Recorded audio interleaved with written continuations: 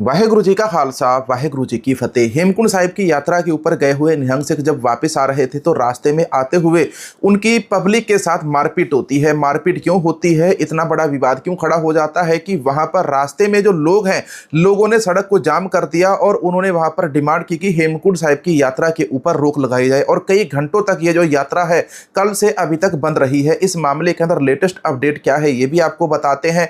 मारपीट क्यों हुई है, किनके साथ हुई है, कैसे हुई है, ये भी आपको बताएंगे। इसके अलावा दूसरी बड़ी खबर आपको अमेरिका की बताएंगे। अमेरिका के अंदर जो खेल चल रहे हैं, इन खेलों के अंदर अमेरिका ने एक बहुत बड़ा इशारा पंजाब और सिखों को लेकर किया है। अमेरिका ने सिखों और पंजाबियों के बारे में कौन सा बड़ा इशारा किया है, पंजाब के लोगों को क्या समझना चाहिए, तो इसके बारे में भी आपके साथ जानकारी साझी की जाएगी। तो आइए आज के इस वीडियो की शुरुआत करते हैं। ये वाला QR कोड स्कैन करके चैनल को सपोर्ट कर सकते हैं, चैनल की मेंबरशिप ले सकते हैं और वीडियो के नीचे सुपर थैंक्स भी डोनेट कर सकते हैं। सबसे पहले बात कर लेते हैं हेमकुंड साहिब यात्रा की। हेमकुंड साहिब यात्रा हो या हिमाचल के अंदर जाने वाले जो हमारे जितने भी पंजाबी भाई हो, इन सब के साथ कहीं ना कहीं बहुत बुरा व्यवहार इन दिनों किया जा रहा है। ये सारा बुरा व्यवहार आज से 10 साल पहले नहीं होता था। जब से भारत के अंदर हिंदू राष्ट्र की डिमांड उठी है तब से ही भारत के अंदर ये सारी चीजें हमको देखने को मिल रही हैं।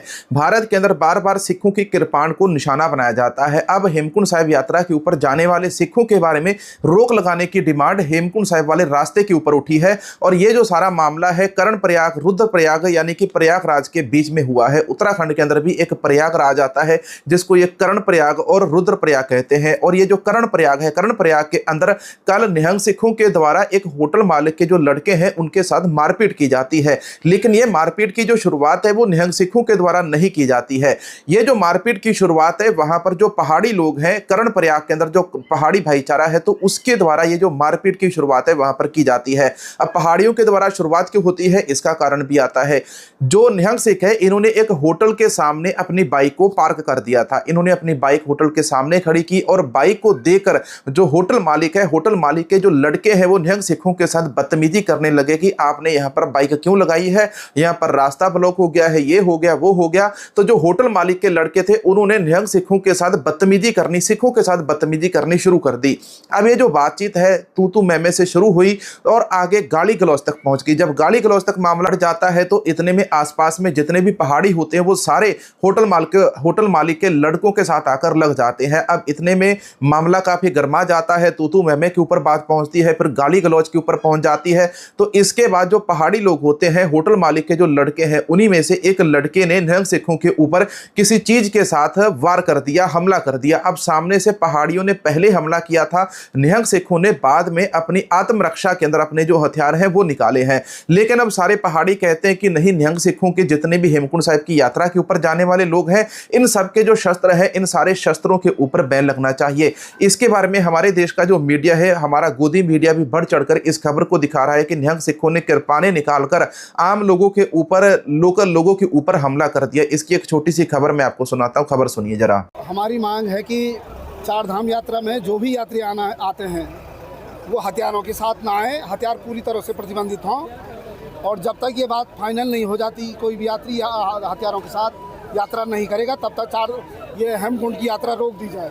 ये दो मांग है हमारी प्रमुखतया हैं और जब तक ये मांग पूरी नहीं होती ये जाम भी लगा रहेगा।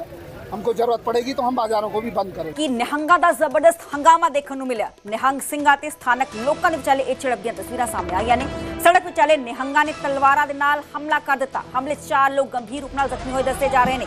ਪੁਲਿਸ ਨੇ 5 ਨਿਹੰਗਾਂ ਨੂੰ ਇਸ ਬਾਬਤ ਗ੍ਰਿਫਤਾਰ ਕੀਤਾ ਹੈ ਤੇ ਕਰਨਪ੍ਰਯਾਗ 'ਚ ਮਾਮੂਲੀ ਗੱਲ ਨੂੰ ਲੈ ਕੇ ਪੂਰਾ ਵਿਵਾਦ ਹੋਇਆ ਸੀ। ਘਟਨਾ ਤੋਂ ਬਾਅਦ ਸਥਾਨਕ ਵਪਾਰੀਆਂ ਤੇ ਲੋਕਾਂ 'ਚ ਭਾਰੀ ਗੁੱਸਾ ਰੋਸ ਦੇਖਣ ਨੂੰ ਮਿਲ ਰਿਹਾ ਹੈ। ਲੋਕਾਂ ਨੇ ਬਦਰੀਨਾਥ ਹਾਈਵੇ ਵੀ ਜਾਮ ਕਰ ਦਿੱਤਾ ਹੈ ਤੇ ਨਿਹੰਗ ਸਿੰਘਾਂ ਤੇ ਸਥਾਨਕ ਲੋਕਾਂ ਦੇ ਵਿਚਾਲੇ ਇਹ ਪੂਰੀ ਝੜਪ ਹੋਈ ਹੈ। ਅਸੀਂ ਹੋਰ ਜਾਣਕਾਰੀ ਲੈਣ ਦੀ ਕੋਸ਼ਿਸ਼ ਕਰਾਂਗੇ ਕਿ ਕਿਸ ਗੱਲ ਨੂੰ ਲੈ ਕੇ ਇਹ ਪੂਰੀ ਝੜਪ ਹੋਈ ਹੈ।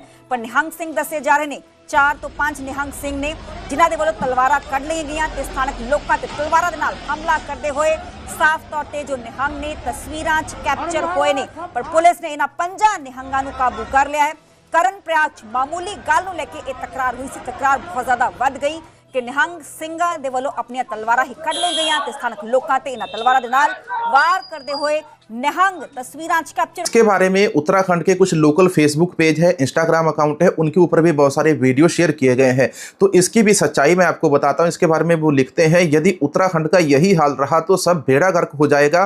कृपया सरकार और प्रशासन संज्ञान ले। विवाद की जगह मंगलवार 16 जून 2026 सुबह कर्णप्रयाग बाजार में एक होटल के बाहर बाइक पार्क करने को लेकर सिख यात्रियों और होटल मालिक के बेटे के बीच में कहासुनी हो गई थी। हमला विवाद इतना बढ़ गया कि सिख यात्रियों ने धारदार हथियारों तलवारों से हमला कर दिया, जिसमें 24 वर्षीय होटल कर्मचारी सहित 4 स्थानीय लोग गंभीर रूप से घायल हो गए।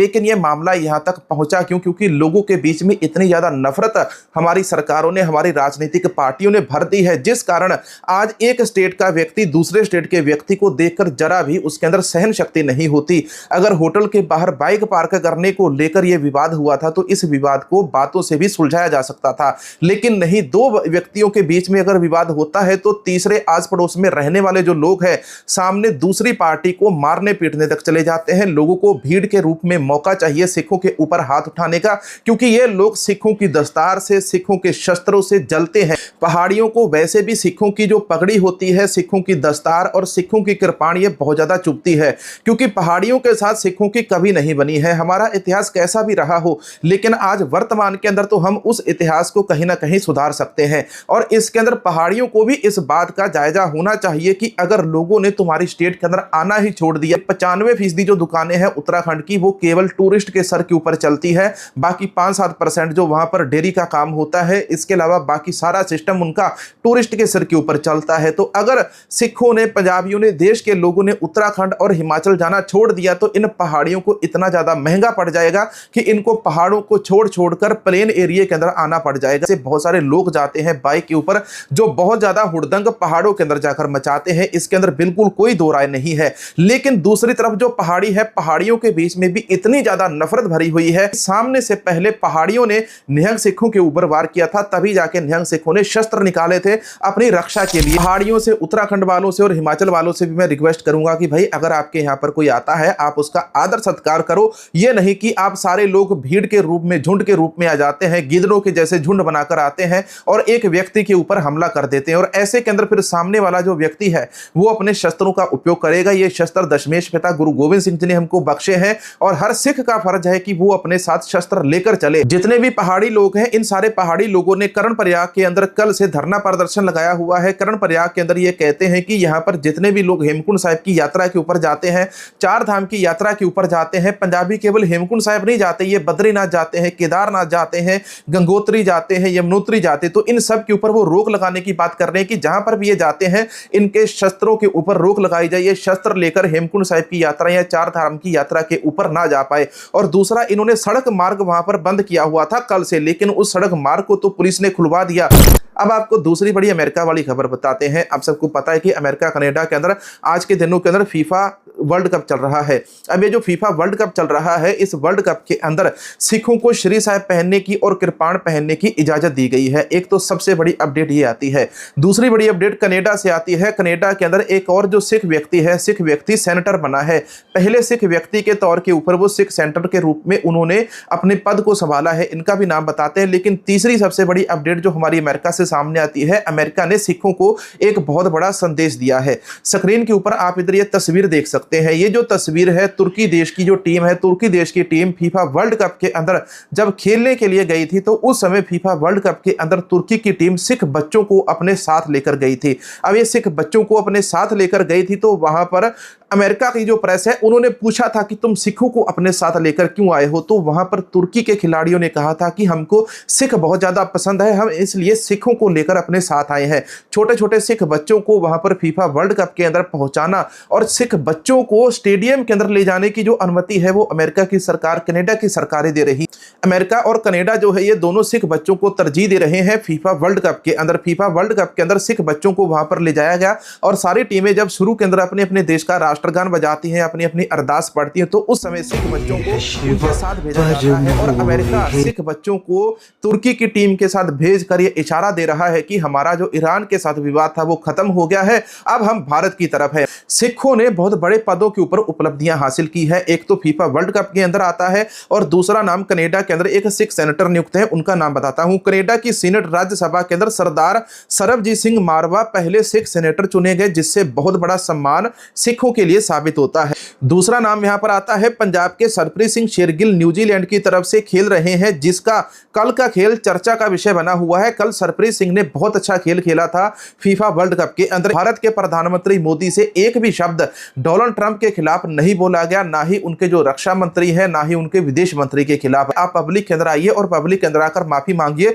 कि हमसे गलती हुई है, हमने भारतीय नागरिकों को मार दिया। तो अमेरिका के रक्षा मंत्री सामने से कहते हैं, हमने तुमको खुली चुनौती दी थी कि अगर तुमने हमारी मंजूरी के बिना ईरान से तेल खरीदा या वहां से तुम्हारा कोई भी शिप गुजरा तो हम उसको उड़ा देंगे। अब इन चीजों को देखकर हमारा गोदी मीडिया, उसकी भी बहुत जली है। गोदी मीडिया ने आपको कहीं पर भी ये सारे नाम कहीं पर भी नहीं बताए होंगे। इसके अलावा गोदी मीडिया हेमकुंड साहिब के अंदर जो निहंग सिखों के द्वारा वहां पर मारपीट की गई है, उन्होंने अपनी आत्मरक्षा के अंदर हथियार उठाए थे, उन्होंने कहीं पर भी किसी के साथ भी कोई जबरदस्ती नहीं की थी। अब निहंग सिखों के द्वारा ये जो मारपीट वाला वीडियो वहां पर सामने आ रहा है, उसको गोदी मीडिया बड़ा चढ़ाकर दिखा रहा है। एक तरफ जो अमेरिका है वो सिख बच्चों को स्टेडियम के अंदर ले जाकर फीफा वर्ल्ड कप के अंदर शामिल करके ये बातें बता रहा है कि वो सिखों के साथ है और सिखों को बहुत चीजें आने वाले समय के अंदर मिलने वाली है। अब दूसरी तरफ जो 96 करोड़ी खालसा प्रकट हो रहा है, 96 करोड़ी खालसा प्रकट होने के कारण पहाड़ियों को भी बहुत ज्यादा दिक्कत हो रही है। आज के इस वीडियो के अंदर आपको कैसी जानकारी मिली है, कमेंट सेक्शन के अंदर जरूर बताना। मिलेंगे एक और नए वीडियो नई जानकारी के साथ। वाहेगुरु जी का खालसा, वाहेगुरु जी की फतेह।